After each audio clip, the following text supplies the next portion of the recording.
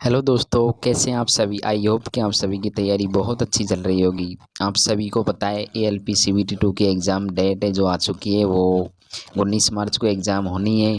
लेकिन अभी तक ALP CBT 1 का रिज़ल्ट नहीं आया है। बड़ी अफसोस की बात है।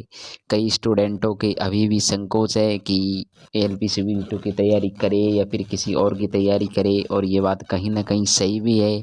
जिन स्टूडेंटों के नंबर अच्छे हैं उनके लिए कोई दिक्कत नहीं है, क्योंकि वे तैयारी अपनी कंटिन्यू कर रहे हैं। लेकिन जिनके कहीं ना कहीं मार्क्स कम हैं उनके लिए कहीं ना कहीं संकोच की बात तो है ही है। लेकिन हमारे रेल मंत्री जी को ऐसा नहीं करना चाहिए कि ALP CBT 1 रिजल्ट से पहले CBT 2 के एग्ज़ाम डेट देना। कहीं ना कहीं ये गलत है। रेलवे के इतिहास में सब पहली बार होने को जा रहा है कि किसी भी एग्ज़ाम की CBT 1 का रिज़ल्ट देने से पहले ही CBT 2 की एग्ज़ाम डेट देना, लेकिन गलत है। लेकिन जो भी है, हम कुछ कर नहीं सकते। हमारा काम है जो कि पढ़ाई, वो हम कर सकते हैं। हमारे हाथ में यही है। ALP CBT 2 के अंदर सब्जेक्ट में बेसिक साइंस का पहला चैप्टर है मापन एवं मात्रक। आज उसके बारे में हम देखेंगे। सबसे पहले हम देखेंगे कि मापन किसे कहते हैं। सभी भौतिक राशियों को मापने के लिए दो तथ्यों का ज्ञान होना आवश्यक है, जैसे संख्यात्मक मान, दूसरा मात्रक। संख्यात्मक मान जैसे 5, मात्रक जैसे मीटर। जैसे 7 संख्यात्मक मान है, 7 kg हो गया, kg एक मात्रक है। ऐसे भौतिक राशियों का वर्गीकरण दो प्रकार से किया गया है, दिशा एवं परिणाम के आधार पर, मापन एवं मात्रक के आधार पर। दिशा एवं परिणाम के आधार पर दो प्रकार के, अदिश राशि, सदिश राशि। मापन मात्रक के आधार पर 3 प्रकार के, मूल राशि, व्युत्पन्न राशि और पूरक राशियाँ। अब हम देखेंगे सबसे पहले अदिश राशि, स्केलर क्वांटिटी। ऐसी भौतिक राशियाँ जिन्हें परिणाम तो होता है लेकिन दिशा नहीं होती है, अदिश राशि यानी कि स्केलर क्वांटिटी कहलाती है। जैसे चाल, दूरी, समय, द्रव्यमान, आयतन, घनत्व, विद्युत धारा, कार्य, ऊर्जा, शक्ति, ऐसे इत्यादि। अब हम देखेंगे सदिश राशि के बारे में, वेक्टर क्वांटिटी। ऐसी भौतिक राशियाँ जिनमें परिणाम और दिशा दोनों होते हैं सदिश राशि कहलाती है, यानी कि वेक्टर क्वांटिटी।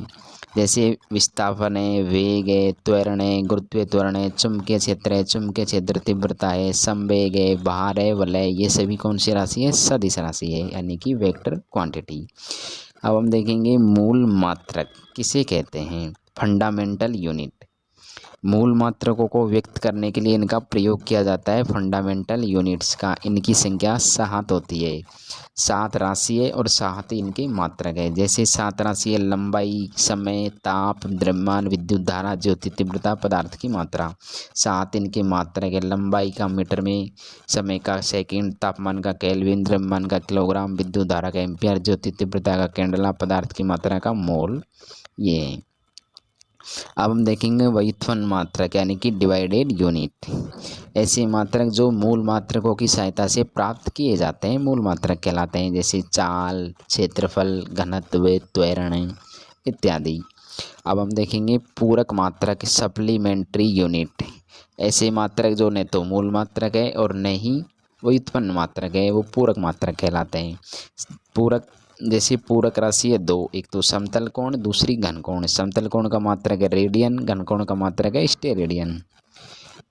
अब इससे जुड़े हुए कुछ क्वेश्चन देख लेते हैं, जैसे कि निम्नलिखित में से कौन सी मूल इकाई नहीं है। रेडियन, कैंडला, मोल, एम्पियर। अब कैंडला और मोल, एम्पियर ये तीनों मूल इकाई हैं।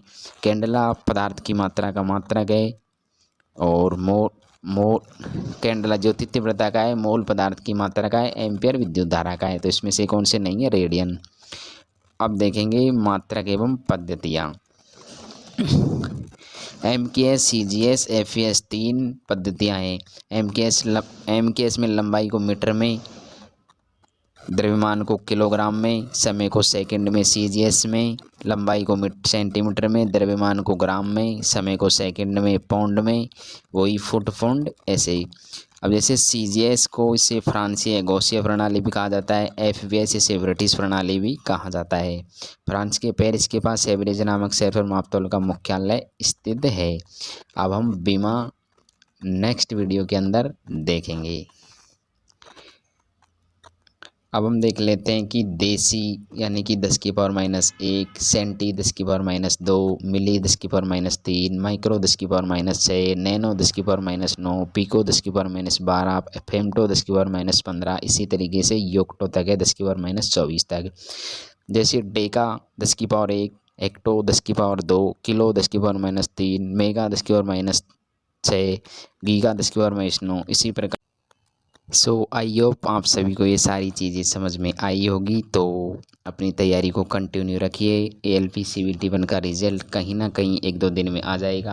अब एग्ज़ाम डेट CBT 2 की दे दी तो रिज़ल्ट भी इन्हें कहीं ना कहीं 2-4 दिन में आ ही जाएगा। रिज़ल्ट भी देना ही है, अपनी पढ़ाई को कंटिन्यू रखना है और ऐसे ही किसी टॉपिक पर महत्वपूर्ण होगा उसके अंदर मैं छोटी एक वीडियो के अंदर लेकर आता रहूँगा। सो थैंक यू, मिलते हैं किसी ऐसी छोटी वीडियो के साथ नेक्स्ट में। Thank you, love you all.